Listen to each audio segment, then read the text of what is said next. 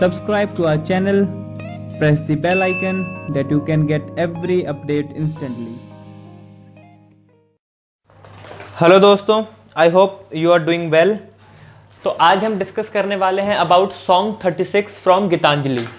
ये जो पोइम है सॉन्ग 36 फ्रॉम गीतांजलि, ये पोइम लिखी है गुरुदेव रविंद्रनाथ टैगोर ने।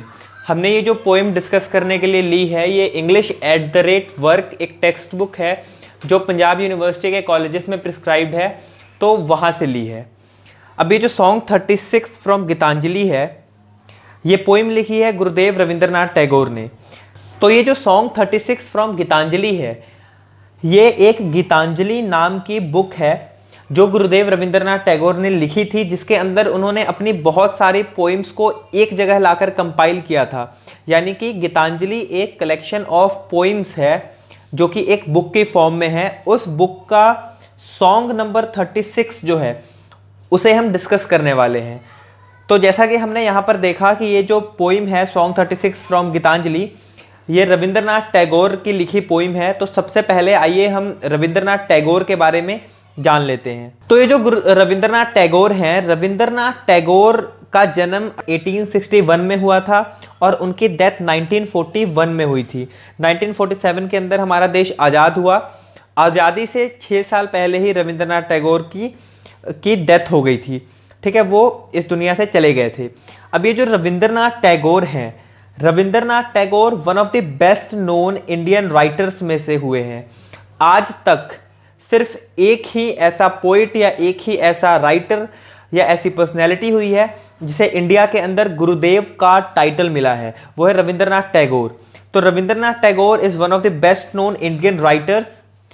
अब गुरुदेव रविंद्रनाथ टैगोर जो थे, ये सिर्फ इंग्लिश या हिंदी में नहीं लिखते थे। गुरुदेव रविंद्रनाथ टैगोर अपनी मदर टंग बांग्ला में भी लिखते थे। और इसमें जानने वाली बात यह है कि मेनली उन्होंने अपनी जो पोइम्स थी वो बांग्ला के अंदर ही लिखी थी, उसे फिर इंग्लिश के अंदर में ट्रांसलेट किया गया। अब ये जो पोइम है सॉन्ग 36 फ्रॉम गीतांजलि, या फिर हम गीतांजलि की किसी भी पोइम की बात करें तो ये भी मेनली बांग्ला में ही लिखी गई थी, जिसे बाद में इंग्लिश के अंदर में जो है वो ट्रांसलेट किया गया। ठीक है, अब रविंद्रनाथ टैगोर जो हैं वो सिर्फ एक पोइट नहीं थे। पोइट के साथ साथ रविंद्रनाथ टैगोर एक नोवेलिस्ट, एक पेंटर, एजुकेटर और म्यूजिशियन भी थे। यहाँ पे मैं आपको दो चीज़ें बताना चाहूँगा जो बहुत इंटरेस्टिंग बात है रविंद्रनाथ टैगोर के बारे में, कि रविंद्रनाथ टैगोर ने अपनी पहली पेंटिंग जो है वो 65 ईयर की एज से बनानी शुरू की थी। मतलब कि रविंद्रनाथ टैगोर इतना सब कुछ होते हुए 65 ईयर की एज के बाद उन्होंने पेंटिंग शुरू की। और आज हम रविंद्रनाथ टैगोर को इंडिया के one of the best painters के रूप में जानते हैं। तो इससे हमें यह पता लगता है कि अगर आपको कोई चीज शुरू करनी हो तो उसकी कोई एज नहीं होती। रविंद्रनाथ टैगोर इसके एक एग्जाम्पल है, जिन्होंने 65 ईयर की एज में, जिस टाइम पर लगभग लोग अपनी हर चीज, अपनी हर मतलब डिजायर्स को छोड़ देना चाहते हैं, ऐसा सोच के बैठ जाते हैं कि बस अब जिंदगी के आखिरी पल हैं, इसे आराम से गुजारे, उस टाइम पे इन्होंने पेंटिंग करनी शुरू की थी, अपनी एक नई हॉबी डेवलप की थी। ठीक है, तो रविंद्रनाथ टैगोर पोइट के साथ साथ नोवेलिस्ट, पेंटर, एजुकेटर और म्यूजिशियन ये भी थे। रविंद्रनाथ टैगोर, जैसा कि हमने पहले बात की कि रविंद्रनाथ टैगोर जो है वो मेनली बांग्ला के अंदर लिखा करते थे और उसे फिर बाद में इंग्लिश के अंदर ट्रांसलेट किया गया। तो ऐसा ही गीतांजलि के साथ भी हुआ। ये जो गीतांजलि है, जिसे हम an offering of songs, Gitanjali का लिटरल मीनिंग है गीतों की अंजलि। ठीक है, ऑफरिंग ऑफ सॉन्ग्स, जब मतलब कि आप सॉन्ग्स को ऑफर कर रहे हो। ठीक है, एन ऑफरिंग ऑफ सॉन्ग्स, ये 1912 के अंदर में पब्लिश हुई थी। ठीक है, ये ट्रांसलेट की गई इंग्लिश के अंदर में, translated a collection of poems Gitanjali. इनकी जो बांग्ला के अंदर पोइम्स थी उन्हें ट्रांसलेट की गई, उसे एक बुक के अंदर कंपाइल की गई जिसे गीतांजलि नाम दिया, जो कि 1912 के अंदर में पब्लिश हुई। और कमाल की बात यह है कि इन्हें 1913 में, इसके जस्ट एक साल बाद, गीतांजलि के लिए नोबेल प्राइज फॉर लिटरेचर भी मिला। ठीक है, लिटरेचर का नोबेल प्राइज मिला इन्हें। ठीक है, इसके साथ ही जो रविंद्रनाथ टैगोर थे, रविंद्रनाथ टैगोर ने इंडिया का नेशनल एंथम और बांग्लादेश का नेशनल एंथम, ये दोनों रविंद्रनाथ टैगोर ने लिखा है। ठीक है, तो पोइट के बारे में कुल मिला के बात यह है कि रविंद्रनाथ टैगोर जो है ये one of the best Indian known writers में हुए हैं। रविंद्रनाथ टैगोर मेनली बांग्ला में लिखते थे, उनकी पोइम्स जो है वो बाद में इंग्लिश में ट्रांसलेट की गई। इनकी बहुत सारी पोइम्स को इंग्लिश में ट्रांसलेट करके उसकी एक कलेक्शन बनाई गई जिसका नाम गीतांजलि रखा गया, जो कि 1912 में पब्लिश हुई और 1913 में इन्हें नोबेल प्राइज मिला फॉर लिटरेचर गीतांजलि के कारण। ठीक है, रविंद्रनाथ टैगोर एक पोइट होने के साथ साथ नोवेलिस्ट, पेंटर, एजुकेटर और म्यूजिशियन भी थे। और रविंद्रनाथ टैगोर ने इंडिया का नेशनल एंथम और बांग्लादेश का नेशनल एंथम भी लिखा। तो ये हमने देख लिया अबाउट द पोइट। अब हम पोइम के बारे में देखते हैं। अब ये जो पोर्शन है अबाउट द पोइम, इसे हम बाद में पढ़ेंगे या फिर इसे आप खुद से भी पढ़ सकते हो, क्योंकि इसके अंदर बेसिक क्या है, इसके अंदर पोइम का सेंट्रल आइडिया दिया गया है कि पोइम है किस चीज़ के बारे में। ठीक है, तो इसे पढ़ने से अच्छा हम पोइम के टेक्स्ट को समझते हैं और वहाँ से फिर उसके बाद हम यहाँ पर आएंगे ताकि आपको इसकी एक अच्छी अंडरस्टैंडिंग मिल जाए। अब ये जो पोइम है इसे शुरू करने से पहले मैं आपको दो वर्ड्स हैं उनका मीनिंग बता देना चाहूँगा, उनका मीनिंग क्लियर कर देना चाहूँगा। पहला वर्ड है दी, ठीक है, और दूसरा वर्ड है पेन्यूरी। जो ये वर्ड है दी, ये एक आर्काइक इंग्लिश वर्ड है। आर्काइक का मतलब ओल्ड इंग्लिश वर्ड जो अब आउट फैशन हो चुका है। तो दी का मतलब होता है यू, YOU वाला यू, और पेन्यूरी का मतलब होता है the state of being very poor, या जिसे हम, तो अब अगर आपको ये दो वर्ड का मीनिंग क्लियर हो गया है तो हम शुरू करते हैं अपनी पोइम। तो इसका टेक्स्ट कहां से शुरू होता है कि this is my prayer to thee my lord, this is my prayer to thee my lord. This is मतलब, अब हमने देखा कि दी का मतलब क्या होता है, यू। तो this is my prayer to you my lord, strike strike at the root of penury in my heart. यानी कि मेरे भगवान, मेरे तुमसे ये प्रेयर है, मेरे तुमसे ये प्रार्थना है कि मेरे दिल की दरिद्रता पर, जो मेरे हृदय की दरिद्रता है उसके ऊपर जोर जोर से स्ट्राइक करो, जोर जोर से हमला करो, इतनी जोर जोर से हमले करो कि मेरे जो दिल की दरिद्रता है वो खत्म हो जाए। ठीक है, तो ये भगवान से, ये अपने गॉड से ऐसी प्रेयर कर रहे हैं ताकि गॉड इनके जो दिल की, इनके जो हृदय की दरिद्रता है उसे खत्म करें।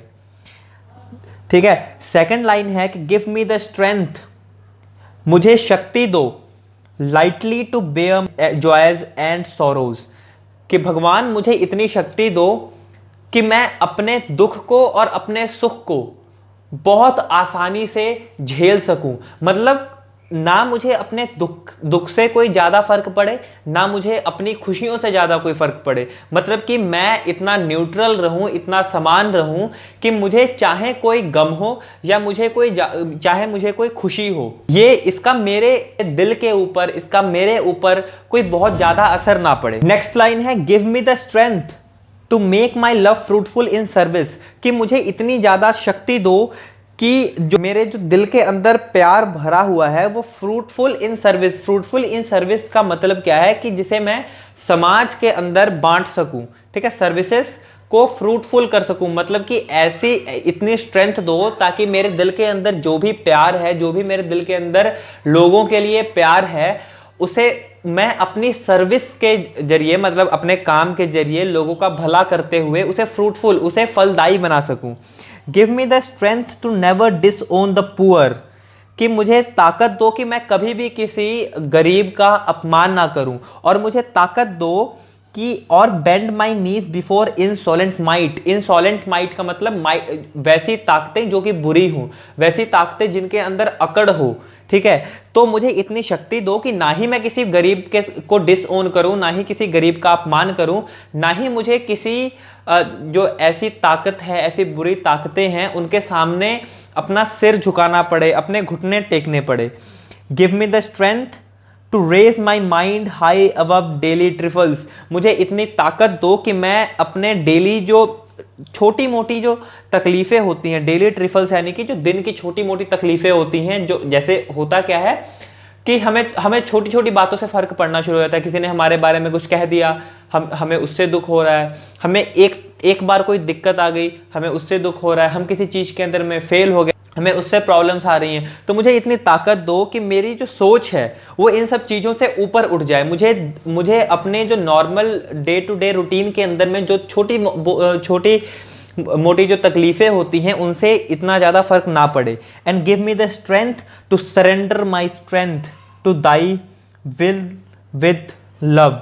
और मुझे इतनी ताकत दो कि मैं जो अपनी ताकत है उसे तुम्हारे सामने, तुम्हारी ताकत के सामने प्यार से सरेंडर कर सकूं। यहाँ पे बेसिक बात, जो फंडामेंटल बात पोइट कह रहा है कि मेरे अंदर जितनी भी घमंड है, क्योंकि ताकत का मतलब क्या है? अभिमान, ठीक है। जो भी मेरे अंदर अभिमान है, जो भी मेरे अंदर अहंकार है, उसे मैं तुम्हारे सामने सरेंडर कर सकूं, और वो भी प्यार से, ठीक है। ये है तो मतलब अब पूरे पोइम का क्या निकल रहा है कि हे मेरे भगवान, मेरे हृदय की दरिद्रता के ऊपर इतनी जोर जोर से प्रहार करो कि मेरे जो दिल की दरिद्रता है वो खत्म हो जाए।